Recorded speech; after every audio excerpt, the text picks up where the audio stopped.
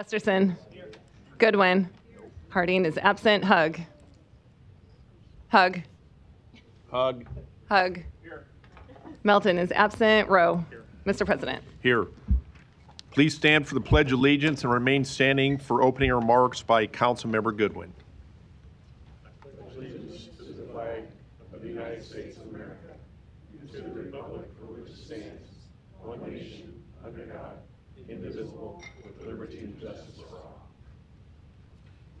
Good afternoon, everyone. You may be seated. So happy spring. And this is my favorite time of year for a few things. One, I want to congratulate the Nebraska Huskers in their run in the big dance. Yay. Although I'm actually a Creighton fan, it's good to see a Nebraska team out there. But also this time of year, several things I'd like to mention. One, it's time to start cleaning up, blowing trash. Many of you guys know that Clean and Green is initiatives that are dear to my heart.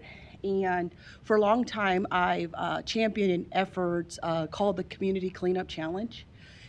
It's a free and easy way to impact your neighborhood. You can pick up trash, recycle items, compost organic matter. You can protect stormwater with all these efforts, clean up weeds, although many people have that rule that we don't want to clean up too early because we want to protect our hibernating moths and butterflies. After trash day, clean up that blowing trash. It's just a great way to be a good neighbor, but also to help the environment. If you're interested in times, many entities and groups, are doing cleanups, including the city. And I also help to champion an organization called Global Leadership Group Omaha that has a cleanup date coming up this Saturday on the 28th. I also want to wish my mother happy birthday today. She is 74, and she wanted me to tell you. She said, make sure they know I'm 74. So happy birthday, Mom. And last but not least, my husband and I will be celebrating 33 years of marital bliss this Friday, the 27th. Thank you. Yeah, the party's in St. Louis, but want to wish you happy birthday, Daniel. He's been an awesome companion, a great father, and I love you. So thank you. Thank you. An affidavit of publication is on file, and a current copy of the Open Meeting Act is posted in a white binder on the east wall of legislative chambers. Councilmember Festerson, you're recognized. Thanks, Mr. President. Just wanted to take a minute to introduce a group that's with us today. I had the pleasure of speaking with Randy Atkins and some students from UNO with the UNO Civics Leadership Project. We appreciate their interest in city government, and they asked lots of great questions. Thanks for being here.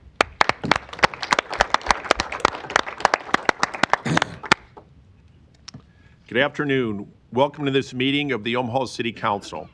As a courtesy to those in attendance and to facilitate the conduct of our business, we ask that you please silence or turn off all electronic devices. A reminder that you will have 3 minutes to speak on an agenda item. Please stay on topic. For those not providing in-person testimony and you would like your comments entered into the public record, you can email the city clerk's office at cityclerk@cityofomaha.org. Council members receive these emails and read them.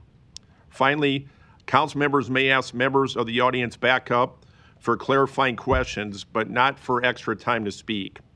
I would also like to remind council members to speak clearly into their microphones so audience members in attendance and at home can hear them. And I learned this last week when I tell people to push those microphones together. That causes a little static issue, so make sure they're straight and you're between them when you speak into them so we don't have any issues of people hearing at home or here today. Thank you. Item 6, to consider a Class C liquor license for Good Life Sports Bar and Grill located at 1501 Mike Fahey Street.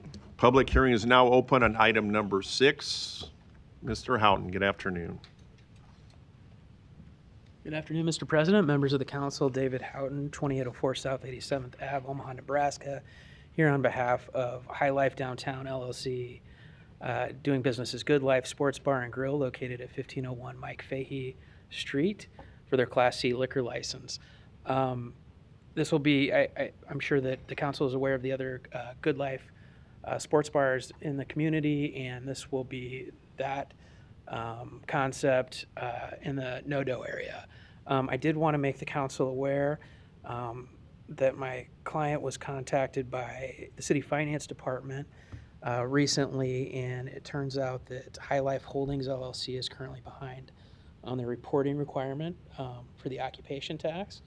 According to my client, those they had an accountant that they were working with that I'm told passed away last year, and they're now with a new accountant. So they're doing their best to rectify that situation, and as of this morning have filed the documents. And my understanding is the city finance department is reviewing those now. If the council has any questions, I'd be happy to address anything you might have. Thanks. Thank you.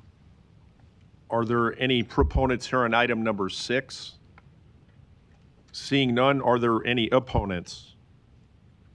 Public hearing is closed.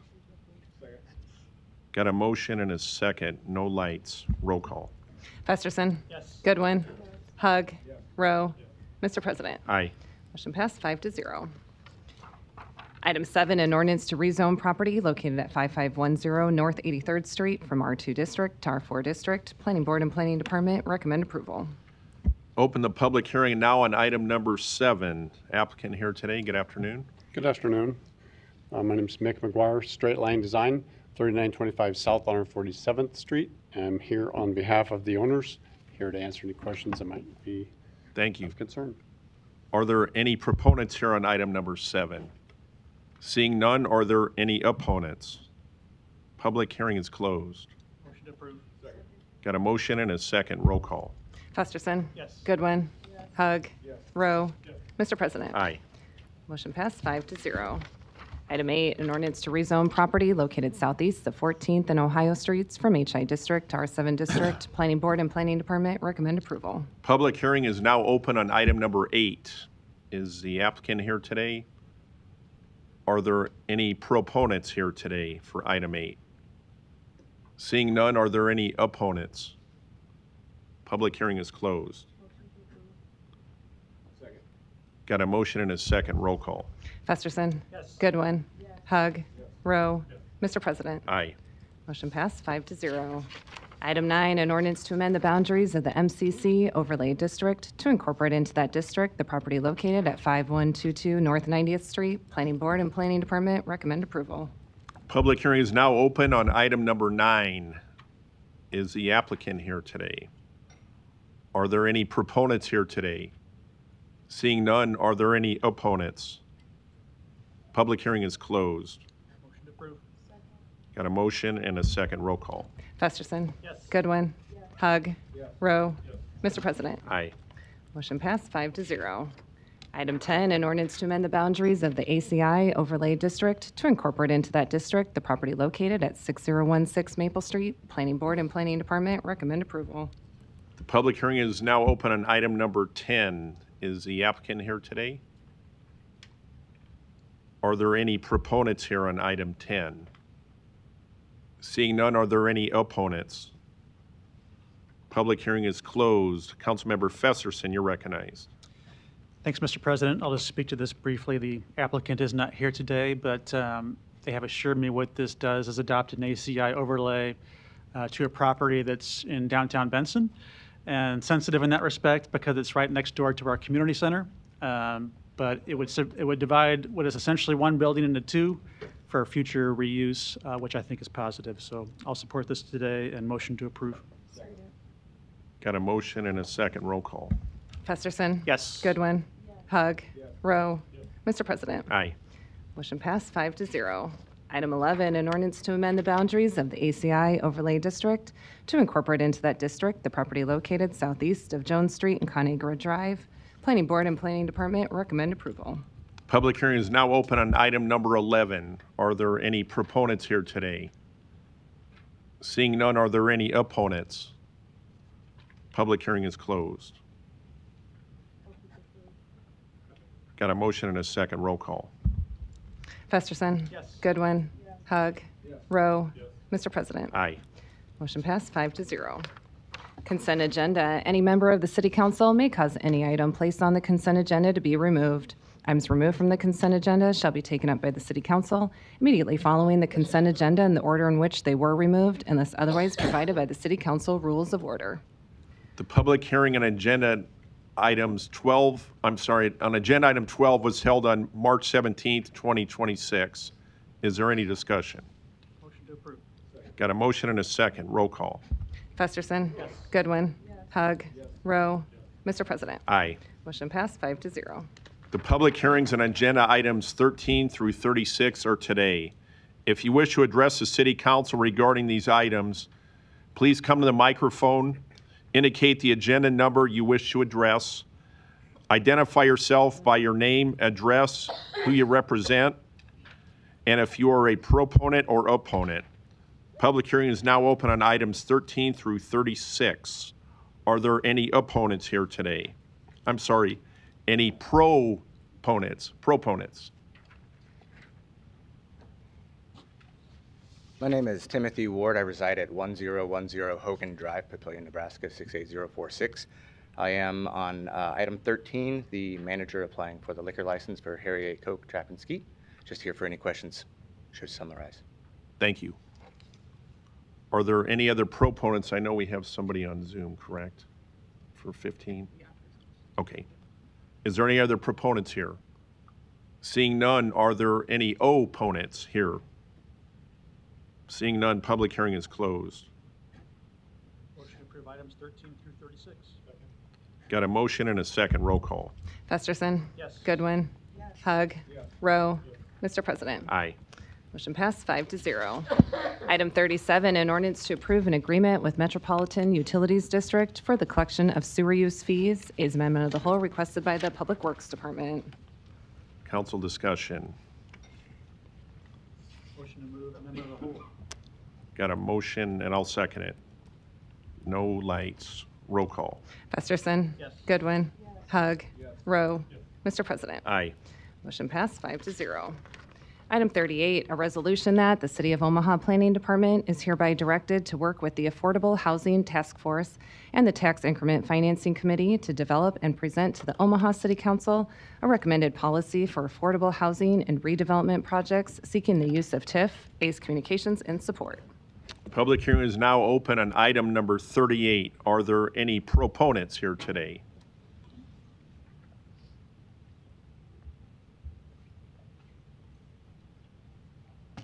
Hi, good afternoon. I'm Jody Holston, Executive Director at Front Porch Investments, 148 South 39th Street.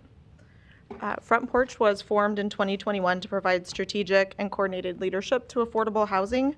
In just 4 years, we've invested more than $46 million into 33 projects, supporting nearly 1,800 affordable homes and 2,300 total homes. Most of these include deeply affordable units serving households at 30 to 60% of area median income. Through that work, we see firsthand where there are gaps and where our current tools aren't fully meeting the need.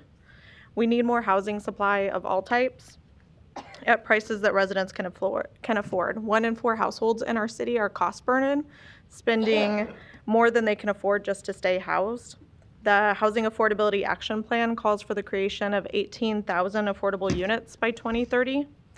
The goal in updating TIF policy is not to slow development, but to ensure that when public subsidy is used, it delivers the kind of housing our community needs. Affordable housing requires layering multiple funding sources just to make the numbers work, and TIF is one of the few flexible tools that can help close that gap, which makes it especially important that it's used intentionally. It's a powerful driver of development, but without a clear policy framework, its outcomes for affordability are inconsistent. Over the past 5 years, 12% of TIF-supported projects have been affordable to households earning under 80% of area median income.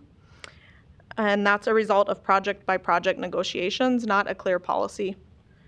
This builds on work already underway at the city and reflects a shared interest in making sure that our tools are working as effectively as possible. This resolution creates space to ask the right questions about how TIF can better promote housing affordability while supporting development overall. We're not starting from scratch here. Cities across the country have implemented a range of TIF approaches, and we can learn from what has worked for them and what hasn't, and make the right design for Omaha. Front Porch stands ready to partner with the city by helping to analyze options, convene stakeholders, or bring in national expertise. You'll hear from others today who are part of this broader group of stakeholders who are interested in working together to bring greater consistency and intention in how we use TIF in Omaha. We welcome a transparent, thoughtful process that brings together diverse perspectives and that aligns public investment with community outcomes in a way that reflects Omaha's market and supports the city's housing and economic development goals. I respectfully ask for your yes vote today. Thank you. Thank you. Are there any other proponents? Mr. Dobby, good afternoon. Good afternoon. President Bagley, council members, my name is Scott Dobby. I'm the Executive Director of Omaha by Design, 618 South 11th Street, 68102. For decades, TIF has been an essential part of Omaha's urban renaissance. Building anything anywhere is a challenge, but bringing life back to old buildings and building new homes on long vacant lots can be nearly impossible without public tools like TIF. The evidence is all around us in billions of dollars of investment that would not have happened otherwise. Investment is one way to measure progress. Another is people. And thanks to TIF, our urban core has gained more than 5,000 new homes since 2010. Reinvestment driven by TIF strengthens our public spaces, it brings new energy to the heart of the city, and it builds the wealth of our whole community. Reinvesting in existing neighborhoods and making use of infrastructure we've already built is one of the most financially responsible decisions we can make as a city. But as powerful as TIF is, it can be improved. We know it can. 5,000 new homes is a strong start, but we need more homes, and more homes that are truly affordable to Omaha residents. In our work creating the More Homes by Design toolkit and in facilitating the recent ULI Nebraska Technical Assistance Panel on accelerating affordable housing, we've heard a wide range of thoughtful ideas for how TIF could better support affordable housing and small-scale neighborhood infill. As you consider this resolution, we would encourage an approach focused on strengthening the tool, streamlining where possible, expanding its usefulness, and aligning incentives to help accelerate the production of housing at all price points. This resolution moves us in that direction. It allows the city to take a closer look at how TIF is working today, hear from stakeholders across the housing ecosystem, and bring forward a range of options for your consideration later this year, without committing to any one solution today. Because the goal should not be to slow down the production of any one kind of housing, but rather to accelerate the production of all kinds of housing. We should be looking for ways to make TIF the best possible tool to support development that ranges from market rate to workforce to deeply affordable at every scale, from catalytic projects to incremental neighborhood infill. So for these reasons, Omaha by Design supports today's resolution to explore positive changes that can be made to Omaha's TIF program. We encourage you to move forward thoughtfully, keep a range of solutions on the table, and continue listening to those doing the work on the ground. Thank you for your time and consideration. Thank you. Other proponents? Hi, I'm Amanda Brewer, CEO of Habitat for Humanity in Omaha, 1229 Millwork Avenue in Omaha, Nebraska, 68128. I'm here as a proponent of this resolution put forth by Councilman Festerson, and I'm happy to support it. I serve on the Mayor's Task Force for Affordable Housing, and this is something that we've discussed at length, and there is a path forward, but it must be done thoughtfully, and that's why I'm proud to support this resolution that does create a discussion and an analysis of what is possible for our community. Habitat for Humanity has been an active user of TIF. Some of you might be familiar with the Bluestem Prairie project we did north of 51st and Sorensen, the former Myatt Park or Wintergreen apartments. That land sat vacant for 20 years, and without TIF, it wouldn't have been possible. So we do always see the benefits of TIF. We do feel like there's more opportunities, though 12% of all TIF projects going towards affordable housing of the housing units created is a good start. We think there are additional opportunities, and one perhaps tool of that is a development fund, and that's something that the committee has been discussing as well. I can't speak to you without mentioning the power of homeownership and how we are losing first-time opportunities for home ownership in Omaha. Habitat is one of the only producers of entry-level home ownership in our community, and that is a big change from the last 5 years. In one census tract at that 72nd and Sorensen south of there, it saw a 30% decline in home ownership in the last 30 years, going from 80% to 50% home ownership. There is a gap in developing, so without tools, all the tools that we have being put to use, we're going to continue to see that widening gap. So I am here in support. Thank you. Thank you.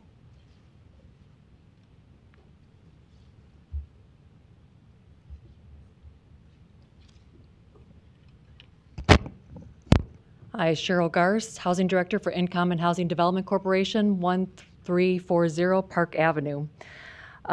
Would like to thank you for your consideration of this resolution. I'm here also as a proponent, and it is an exciting start for the conversation on affordable housing.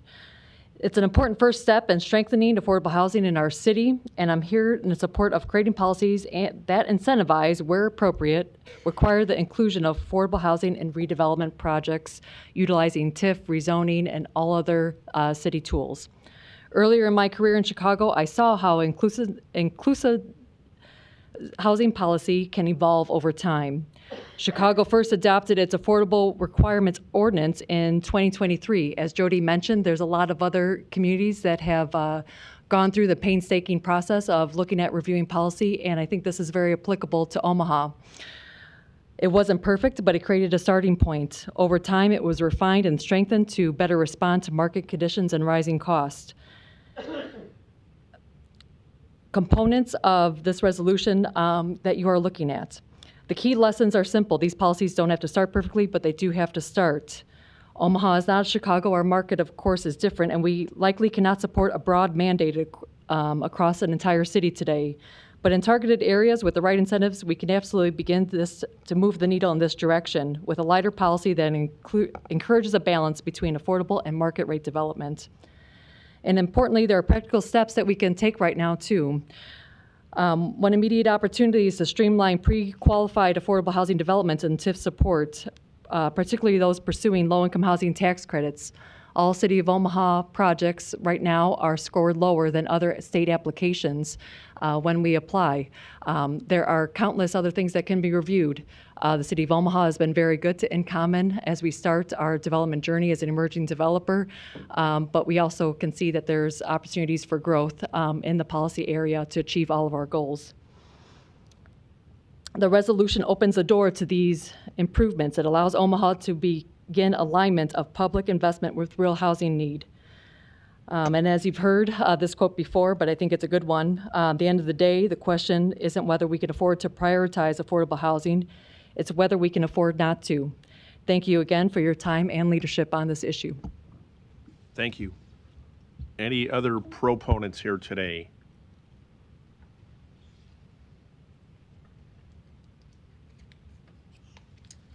Hello, I'm Phil McLean, founder of the Mensch Group, address 4209 Allison Avenue. I'm here as a proponent for this policy.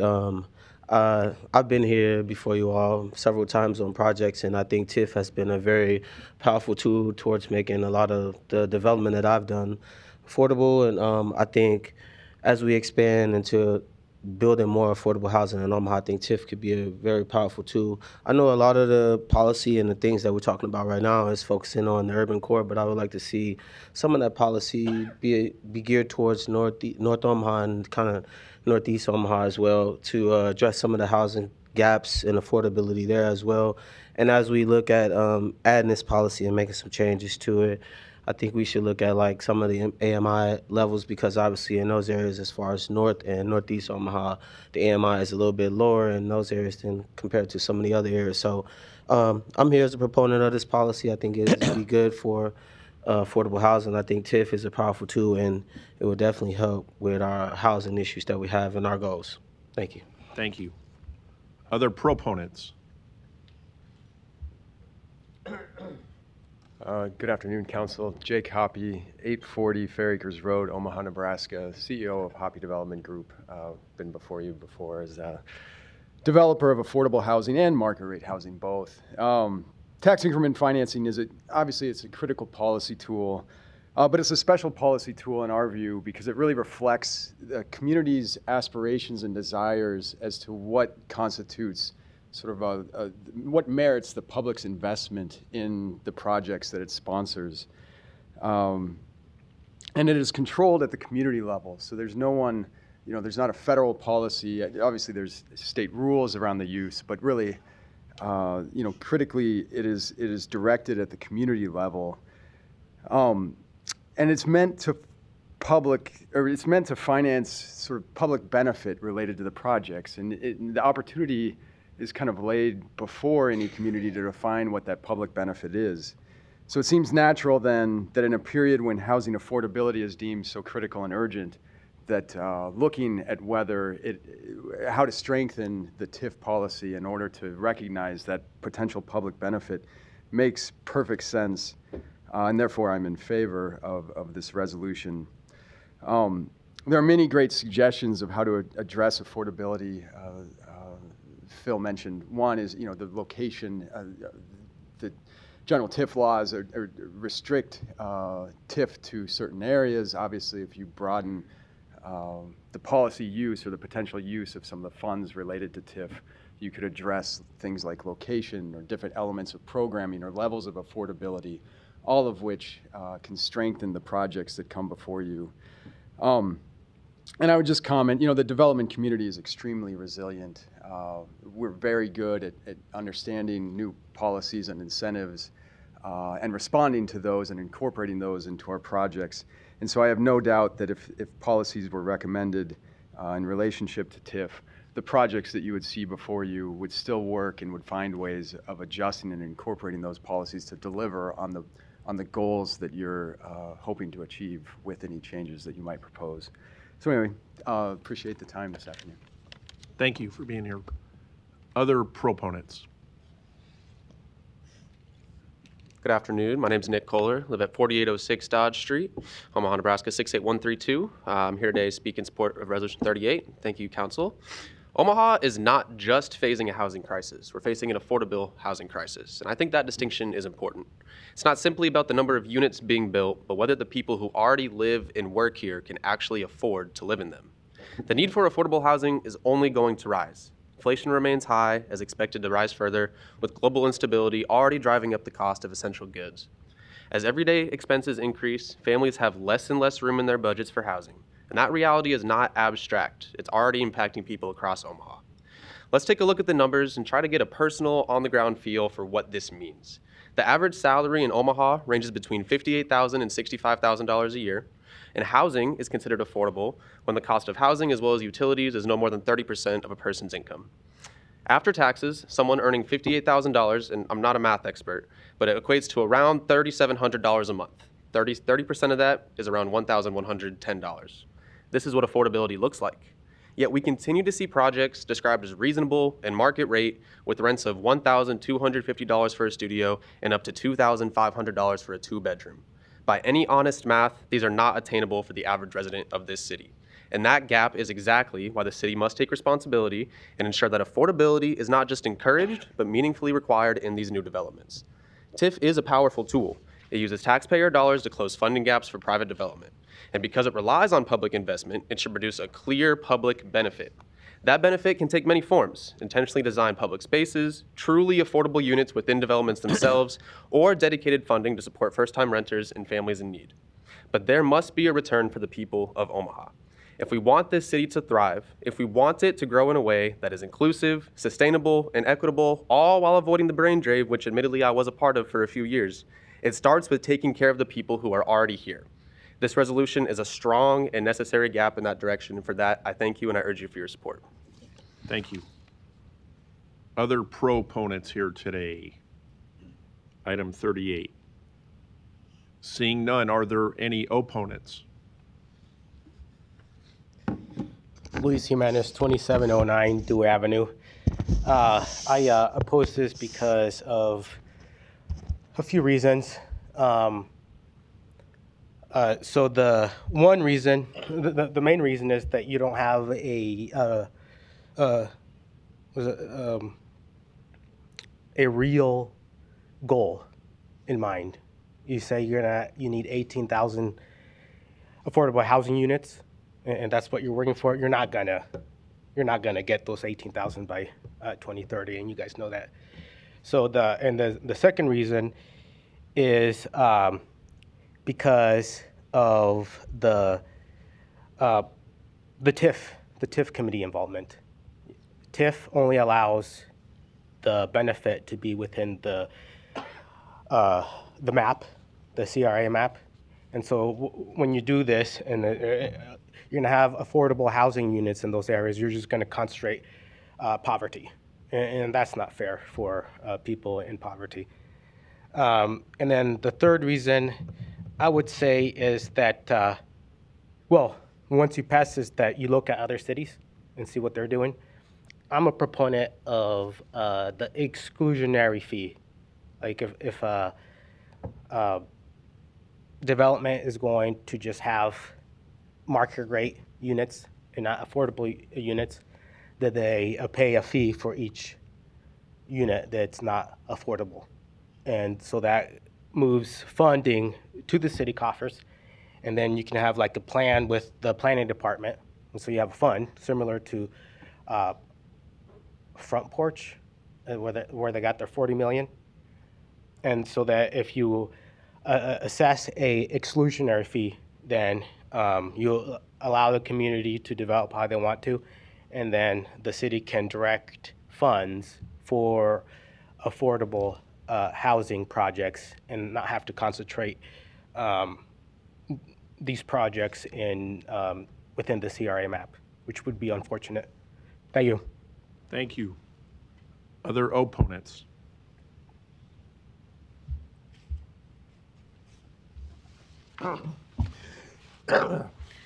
Larry Storr, 5015 Lafayette Avenue, Omaha 68132. I'm against the ordinance because, quite frankly, to be on topic, no, we should not be directing them to do this. And the reason is, these things are always decided in the planning committees long before it gets to the city council.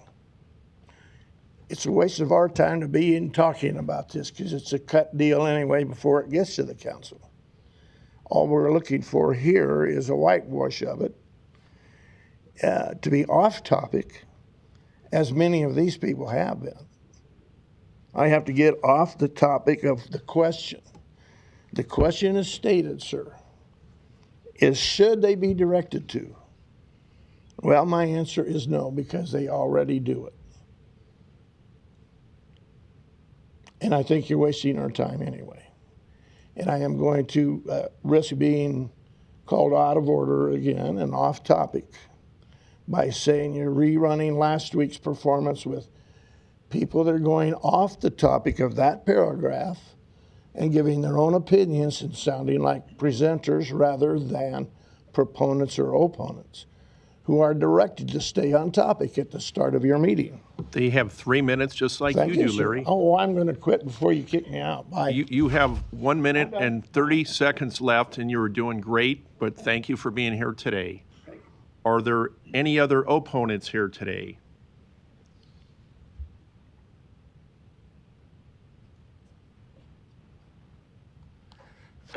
Good afternoon, Omaha City Council, Donnie R. Johnson, the Johnson Equestrian Foundation, North Omaha Concerned Citizen Foundation, 4928 North 52nd Street.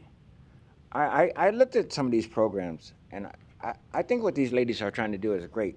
And what Larry may have missed is that all those people that lost houses in California, they're looking for a place to live. And I don't know if they should get a lower price if they move to Omaha. A lot of folks will be moving to Omaha because of all the problems we're having with global warming or whatever they call it, fires. So they might be moving in the right direction. My argument is that we need more jobs. Thank you. Are there any other opponents here today for item 38? Seeing none, public hearing is closed. Councilmember Festerson, you're recognized. Thanks, Mr. President, and I want to thank the testifiers that are here today. I appreciated your comments and appreciate your partnership. You're the ones that are doing this work on the ground as affordable housing developers, and we appreciate that. Clearly, affordability is on everyone's mind, and a significant portion of affordability is affordable housing. As Ms. Holston observed, we've done a good job of quantifying the need. We think it is 30,000 units overall in the city in the next 5 years, and that 60% of those units at least need to be affordable, and that's where we get the 18,000 unit number. We have adopted an affordable housing action plan that has a number of substantive recommendations in it, but that's been about 3 years ago. We've done some things in terms of making accessory dwelling units more attainable in the city. We've appropriated about $60 million in public and private funds to Front Porch to help fund such projects, and that's going well. We recently, as a council, adopted a mechanism that allows a $40 million reinvestment in affordable housing projects in the urban core with the help of the Logier Foundation. And these are all positive things, but there's so much more we need to do to address that 30,000 or $18,000 unit number, and these need to occur throughout the city. So I offered this resolution to express urgency as one of these many items we need to which would update our TIF policies and consider requiring or incentivizing affordable housing in our redevelopment projects. And that is an or. It says incent or require as part of this consideration. It instructs the planning department to review and make those recommendations to us that can be adopted by the TIF committee, or if it requires, it be adopted by city ordinance. We're requesting that review be done as well. I initially said by May 5th because I feel urgency around this. In respect, though, to the mayor's wishes and to the planning department's wishes for a little more time, this resolution provides 6 months, which would be by September 1st, and I'm amenable to that request. There are many factors to consider here, and we want to make sure we do get it right. This is not a simple equation, and we want to make sure we do it in a way that does not inhibit additional units from coming online. In my personal opinion, I think it is reasonable to require a certain number of units affordable, or if not possible in certain projects or in certain instances, require a payment in lieu to support other affordable housing projects. And if that requires additional incentives, I think it probably does. I think we should pursue that as well. One in particular that's of interest to me is community housing bonds. Other communities do this. Lincoln does it. I think we should do that too, and that would help address the situation as well. And as Mr. Hoppe observed, the most important thing is that it sets an expectation that affordable housing is a policy priority for our city for those that are seeking public subsidy. I think that's a reasonable expectation to have. But rather than prescribe any of these things, what this resolution does is that it requests the department to work with experts like we have here today and other developers and technical advisors to come up with a policy for us to consider in the next 6 months to adopt. And you may ask, why now? I've been interested in this since 2021, inquiring with the law department and the planning department about our ability to do something like this. Clearly we can, but I think it's not until now that I feel like we have the critical mass and consensus around affordable housing as a priority issue to proceed with this, including Mayor Ewing, who has identified this issue in his State of the City speech as a priority for him and his administration as well. So we look forward to working with him to come up with a solution on this specific item, but affordable housing in general as well. And to be clear, what we're talking about here today is not a silver bullet. There are geographic limitations to what we're talking about, and we're talking about hundreds of units potentially from this mechanism as opposed to the thousands we know that we need. So this can't be the only thing we do, but certainly does need to be part of our overall strategy. It was observed that about 12% of projects have been affordable that have been approved by the City Council recently. And that's true. That's a number from the City Planning Department. But I'll hone in on that number a little bit more. That's from 2020 to 2024.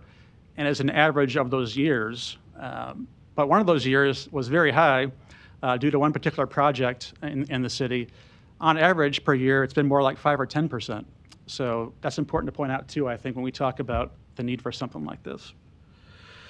So I know today we weren't sure if we'd have 5 members or 6 members of the council here, and of course we prefer to have a full council, but I would urge us to move forward today. This is just the first step in a process that's going to take 6 months. We'll all have additional time to review whatever recommendations come out of the planning department and their process to really hone in on this and make sure we get it right. So with that, I'll yield my time for now. Thanks, Mr. President. Thank you. Councilmember Goodwin, you're recognized. Thank you, Mr. President, and I appreciate Councilmember Festerson's words. I sit on the Planning Committee with him, and this resolution was really birthed out of discussion after meeting with the Planning Committee and really offering guidance, which I think is what the council is here to do. With fresh ears as a new council person, one of the things that I've heard in many public hearings, one is from developers saying that the margins are very slim as it pertains to how do you fit TIF in to affordable projects. But then you also have community saying that if in fact an incentive is given to build and develop in a disinvested area, then there should be some level of community benefit. I want to point out, as did my Councilman Festerson, that this resolution is simply saying incentivize or require. So there does, provide the flexibility for the committees and the task force to determine what's the best path forward. But I had been a little frustrated when I'd hear developers say, well, we just can't do it, and not really having anything to fall back on to say, well, why? Or can we see the numbers? Or how do we get there? And so I think that this resolution, again, provides the guidance, looks under every rock, whether it's local, regional, or national, to determine the steps forward. Again, when you talk about the number of units that are needed citywide, this is one of many steps we as a council, as a city, with partnerships within the community need to take. Last but not least, you'll always hear that I'm a proponent of various types of housing. We need all types of housing. We need low-income housing, affordable. We need middle-income housing, and we need market rate housing. We need housing for all, really, is the approach that I think that we all want to pursue together. So I am in support of this resolution because of the guidance it gives, and also the timeline that really kind of frames it for all to say, okay, here we are, and this is what we've determined as recommendations as a collaborative effort. So thank you. Thank you. Councilmember Rowe, you're recognized. Thank you, Mr. President. I appreciate the discussion that we've had today. This is, in my mind, probably one of the more important topics that we need to deal with in our environment today. And housing's been important in my life, my whole career, since I was in college. And so it is important to me. And I know the value of affordable housing. People, I'm not sure everyone understands how important it is for a kid growing up to be able to have a home to call home, a place to go after school, a place that they can find stability, and they can find it at home. Donnie mentioned jobs. I mean, I have a friend he likes to say jobs. Well, housing is where jobs go to make a home. And I think that really is true, and I think it's very, very important. I'm generally in support of this resolution. I've been a member of the task force. There was 6 or 7, 8 of us that were appointed by the mayor, and we worked for several months to formulate about 6 items that we could recommend to the mayor for him to consider, and then come back with some specifics. And Jody was on that team, and Amanda, and then several others, and I was thankful to be a part of that. And we did, over a number of weeks, come up with 6 items that we forwarded to the mayor. And Mr. Fanslaw, our planning director, had a conversation with Mayor Ewing, I believe, about 2 or 3 weeks ago, and presented those 6 items. And one of them was, specifically was about TIF. It was how we were using TIF. And during our meetings on that task force, I just wanted you to know that we had open and honest discussion. I mean, we were very open to talking about ideas that maybe weren't normal for us and things that were different. The one that I did want to push back, and I did push back in our committee meetings, our task force meetings, and I'll push back today, is that word require. And I'm glad that Councilmember Festerson, clarified that the wording of this resolution is incentivize or require. If it had said and require, I mean, I'm not a linguist, but if it had said and require, I would have been no on the vote. Having thought about it and seeing that the word is or require, I can see where this gives an opportunity for the administration to come back with a lot of different ideas. I think other incentives are going to be an important part of this. I think that it isn't just one silver bullet, as Pete mentioned. So I'm generally in support, and I appreciate the 6 months. I think, when we just 2 weeks ago presented our task force findings to the mayor, I don't want to get out ahead of our skis too much, and I want to allow the mayor an opportunity to have input and to really think through, because it's really going to be important. And he mentioned it in the State of the City address just last week, and I appreciated his the importance that he put it on there. I am concerned a little bit today. We are a short council. This is an important conversation for us to have, and we've been having, and I appreciate that. But we have 2 council members that I know this topic is important to them, and they would love to weigh in on that. So having said that, I would like to make a motion that we lay the vote over on resolution number 38 until April 7th. That'd be 2 weeks. We're off next week. We don't have a meeting next week, but on April 7th, that would allow Councilmember Harding and Councilmember Melton an opportunity to have at least a participation in this discussion. So I'll make that motion, Mr. President.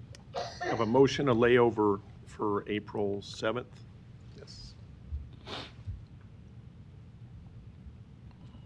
Any second? There's no second. Motion to approve. I'll second. Motion to approve. I'll make a couple brief comments. There's been a lot of thought put into this by, again, the people that came down. Thanks for being here today. And I know Councilmember Festerson has really championed this even before my time on the council. And now with Mayor Ewing having weighed in, and I think it shows how delicate of a process it is, where Councilmember Festerson listened to people and was open to pushing it back to September, which is before us today, I think September 1st, on or before.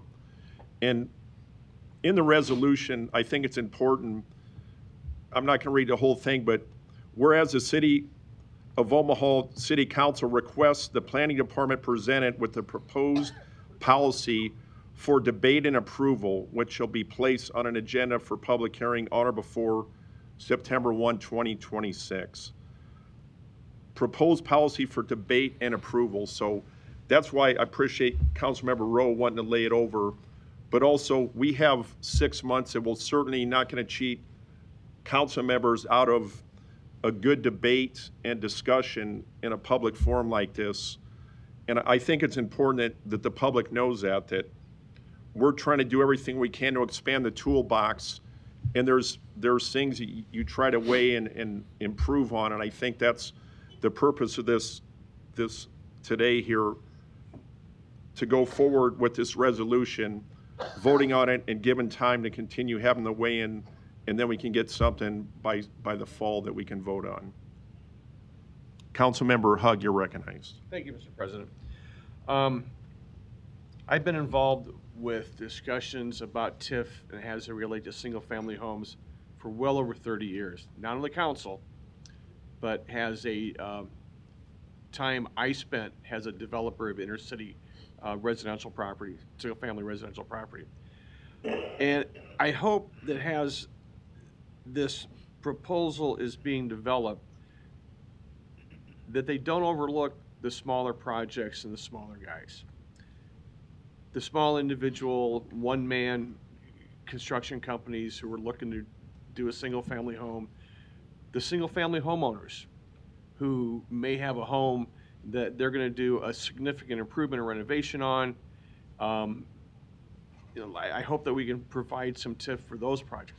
Somebody wants to buy a large home that's been converted to apartment complexes and they want to buy that, turn that back into a single-family home. I hope we can find some TIF relief for them as well.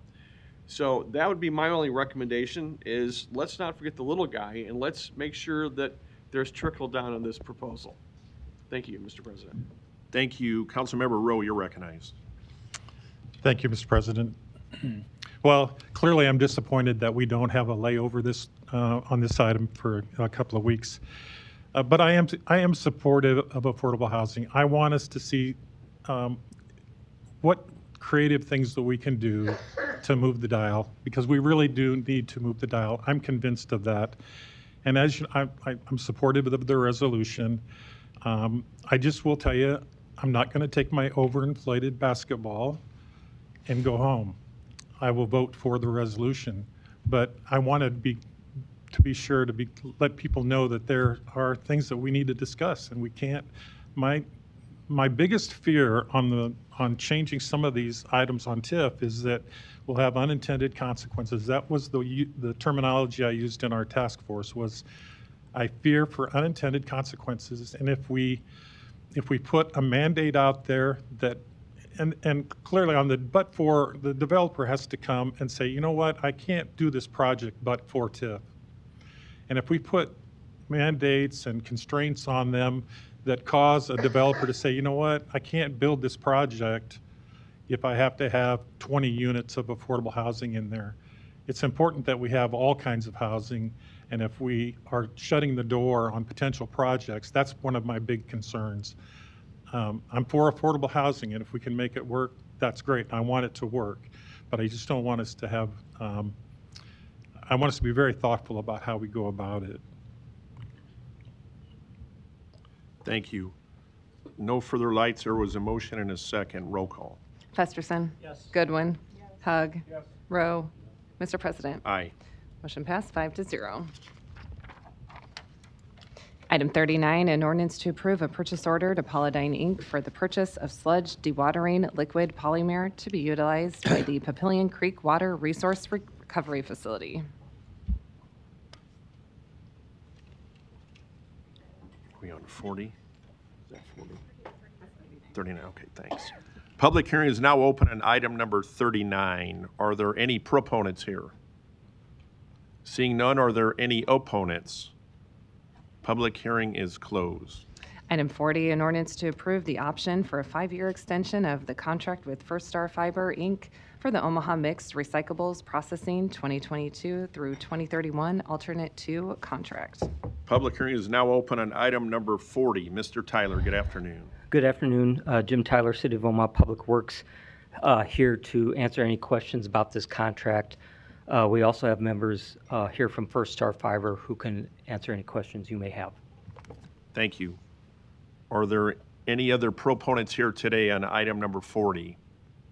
Seeing none, are there any opponents? Public hearing is closed. Item 41, an ordinance to vacate a portion of Military Avenue I'm right-of-way. sorry. Oh, I beg your pardon. Councilmember Festerson, you're recognized. Thanks, Mr. President.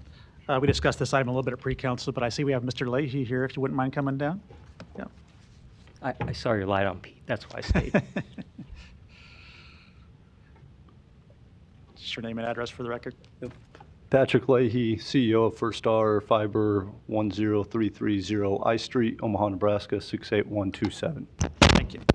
And as we discussed this morning, this is an extension of the current contract, so nothing particularly new or different here, right, going for the next 5 years? Yep, that's correct. There's been times in the past where this has been a contentious renewal, but not this time, which we appreciate. And we appreciate your partnership in our recycling program, because without a processor, it wouldn't happen, right? So one question I asked this morning was just how are things going at the plant there? I know we've had a couple fires recently, but my understanding is no one's hurt and operations are fine, right? Yes. Fires, unfortunately, are the nature of the beast in our industry. It's not just us who are fighting these issues across the industry. We're all struggling with it, and we're struggling, quite frankly, with the insurance as they look to say, hey, this is a challenging industry and it just keeps on getting more challenging because we can't control what is sent to us, and more things are including these lithium-ion batteries, which when compressed, overheated, or a host of other just deformities will start to shoot sparks. And when you have paper and plastic with sparks, you have the recipe, obviously, for a fire. We are investing, we already have invested in some upgrades to our safety protocols, safety team, our sprinkler systems. We've rearranged some things in our warehouse, all with the help of, quite frankly, the Omaha Fire Department, which we have a very proactive relationship with. They walk our facility regularly and give us some best practices that then we put into place. And I would just say, I think all of the council has probably been to First Star at one point or another. We have a large facility and we're able to adapt and overcome. When we do have an issue, unfortunately, we're still up and running in a matter of 2 or 6 hours, and we're always in communication with the Public Works on the status. Great. So if there's a message we can help communicate today to folks is sort your recycling carefully and do not put lithium batteries in your recycling. Yes, we appreciate the City of Omaha and Keep Omaha Beautiful and us for the partnership with the Omaha Recycling Guide. That's your go-to source for information, and we just got to keep hitting it harder and harder, and I know the city and Keep Omaha Beautiful have plans to expand that education, and we're 100% supportive of that. Okay. Thanks for your partnership. Yep. And Jim, one more question for you. I forgot to ask. I know we had a lot of conversations around the renewal or the upgrade, I guess I would say, of all of our waste hauling contracts recently, and recycling, of course, is an important part of that. When we went to the cart system, we saw a substantial increase in our recycling rates, tonnage and percentage-wise. Do you happen to know that off the top of your head, how that currently still looks? Off the cuff, I think we saw a really big increase right when we got the carts, and it stayed right around that same rate, maybe falling off just a little bit. I think it's around 40% increased in overall tonnage after we got the carts before when we had the small 18-gallon bins. So that's a positive. And again, like I said, I think it's remained pretty steady since then, maybe fallen off a little bit. Something that I would like to add is we are going to do some concerted efforts on trying to reduce the amount of contamination, not just batteries, but overall contamination that gets, we'll call it wish recycling. People throw things to be recycled that can't be recycled. We recently did an audit with First Star Fiber to see what's coming in, and so we're going to work really hard on educating to help people know what to not put in recycling and what to throw away. And I know I got off topic off that a little bit, but I wanted to make sure that point was heard. Mm-hmm. Great. Thanks, Mr. President. You bet. Councilmember Hug, you're recognized. Leahy. I just want to say, for the record, in my opinion, I think your organization is doing a phenomenally outstanding job. I believe, maybe not both recent fires, but on one of the previous fires, I was reached out to with an explanation of what happened, which I was very grateful for. So you guys have been very open and very forthcoming with any information anytime there was an incident. Since you're in my district, I do appreciate that. But what I think I'd like to ask you to talk about a little bit is your employment your employment pool and how many people you employ and where they come from, because I think that that's all part of your success story. So I don't want to put you on the spot, unrehearsed, but if you could just talk about that for a little bit. Yes, thank you, Councilman Hogg, for the kind words. And I would just say, and Councilman Festerson mentioned it, where we were 5 years ago as a company, and I was not here 5 years ago, to where we are today in the communication and the ease of this contract renewal. It's not just us. I want to give credit also to Public Works, Jim and his team, for the partnership. Recycling is a tough industry. It is a dirty industry. And I'd like to say we get tough people who work there. It is part of our success story, and quite frankly, it's part of our challenges as well, because our hiring pool, the majority, come from second chance circumstances, whether they are still in the justice system, in prison, in jail, or they've just been recently released and they're in a halfway house.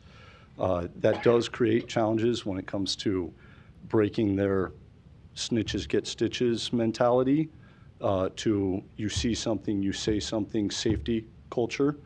But when we are able to train and get their buy-in, they become some of the most loyal employees and team members over the course. And we're very proud that of the 120 or so employees that we have, over 50% of them have been with us for over 5 years, which is a great knowledge base for when new team members like me step in, that they have experience.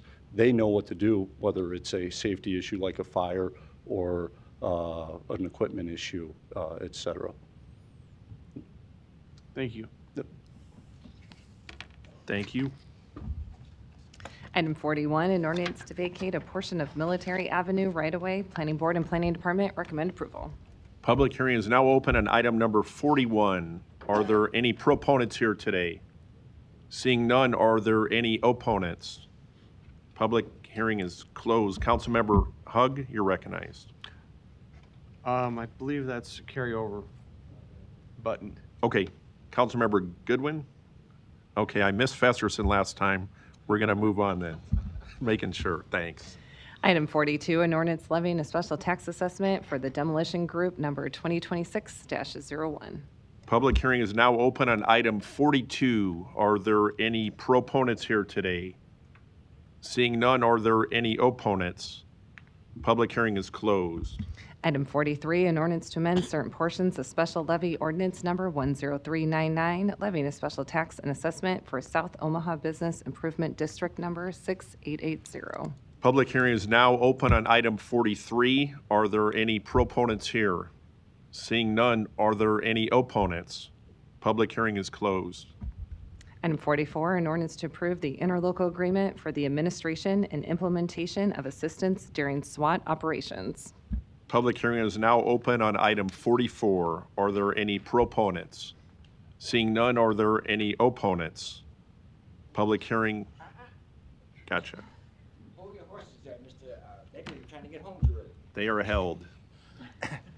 Good afternoon, Omaha City Council. Donnie R. Johnson, the Johnson Equestrian Foundation, Northern Omaha Concerned Citizen Foundation, 4928 North 52nd Street. And I'd like to share something about these rookie officers that we call them in the Navy. We call them our little bitty brothers. And the reason why is because the 43. Bellevue Police Department, Omaha Police Donnie, we're on item 43. Is it 44? Oh, 44, I'm sorry. Yeah. I'm trying to figure out all these rookies on here, this program. So we call them our little bitty brothers in the Navy, the SWAT team guys. They're our little brothers. In the meantime, Mr. Begley, you might be remembering this. Grand Island to Lincoln. I've been going down to Lincoln talking about moving the state fair back to Lincoln. So can we have these officers, as they want to be a part of this program, can this generation do like the previous generation, walk from Grand Island to the state fair, and can this generation walk from Lincoln to Grand Island to the state fair? I don't think these rookies can handle that. Thank you. Are there any other opponents here? Public hearing is closed. Item 45, an ordinance to transfer $83,408 in the 2026 budget from the wage adjustment account to the police department. Public hearing is now open on item 45. Are there any proponents? Seeing none, are there any opponents? Public hearing is closed. Item 60, a resolution to approve a settlement agreement for Michael and Leah French versus City of Omaha in the amount of $400,000. Public hearing is now open on item number 60. Are there any proponents here today? Seeing none, are there any opponents? Public hearing is closed. Motion to approve. I'll second. Motion and a second. Roll call. Festerson. Yes. Goodwin. Hug. No. Rowe. Yes. Mr. President. Yes. Motion passed 4-1. Non-action items, items 46 through 58, do not require public hearing or city council consideration at this meeting, but will be placed on a future agenda for public hearing and/or vote. The reason for non-action is noted after the item on the agenda, as well as the date the item is expected to appear on an agenda for consideration. Got a motion and a second to adjourn. Roll call. Festerson. Yes. Goodwin. Hug. Hug. Yes. Rowe. Yes. Mr. President. Aye. Motion passed 5-0. Meeting is adjourned at 3:06.